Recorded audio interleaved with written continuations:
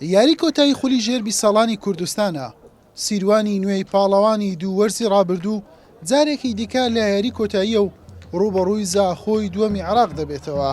یاریەکە لە شاری هەولێر و لەسەر یاریگە یانەی هەندرێن ئەنجام دەدرێت. لە سەرەتای یاریەکە ئاستی هەردوو تیب لە یەکەوە نزیک بوو بەبێ دروستبوونی مەترسی لەسەر گۆڵەکانیان. ڕێژوان ناسر نزیک بوو بربەستی یەکسانی بشکێنێت، ستون بووە ڕێگر لە بەردەمی. لە خولەکی 36 ئادەم هەمزە سەرکەوتوو بوو لە تۆمارکردنی گۆڵ و لاوەکانی سیروانی نوێی بە گۆڵ یەکەم پێشخست. بەر لە کۆتایی هاتنی نیوەی یەکەم زاخۆ لە ڕێگەی لێدانێکی ڕاستەوخۆ و لەلایەن دلاوەر مەردان ئەنجامەکە یەکسان کردەوە.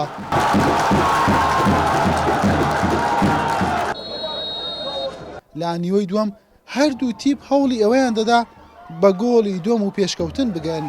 گۆڵ تۆمارکردن دواکەوت بۆ خولە چێشتا و دوو. سامی سەعید سیروانی نوێی جارێکی دیکە پێشخستەوە.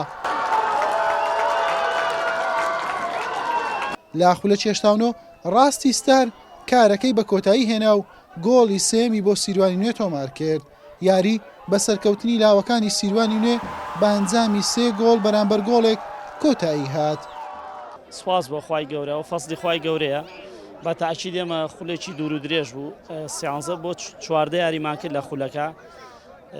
ئەمڕۆ توان بڵێم یاریی زۆر قورس بوو. ئەوە مووی فەزلی خوایە، توانیمان بەبێ دۆڕان کاسەکە بەدەست بێنین. ئەلحەمدولیلا زۆر سوپاسی خوا دەکەین. قۆناغێکی باشمان تێپەڕانەوە تا گەیشتن بە یاری کۆتایی. من سوپاسی خواکەم کام هەلەی پێم بەخشی بەم تەمەنەوە بتوانم خۆلی کورسان بەرم. لەوەتەی مانجی 9 ئێمە خەریکین، دەورەکەشمان کەوتە مانجی 5 و 6 ئەوانە تقریبان دەمان 11 تقریبا ساڵێکەوە خەریکین.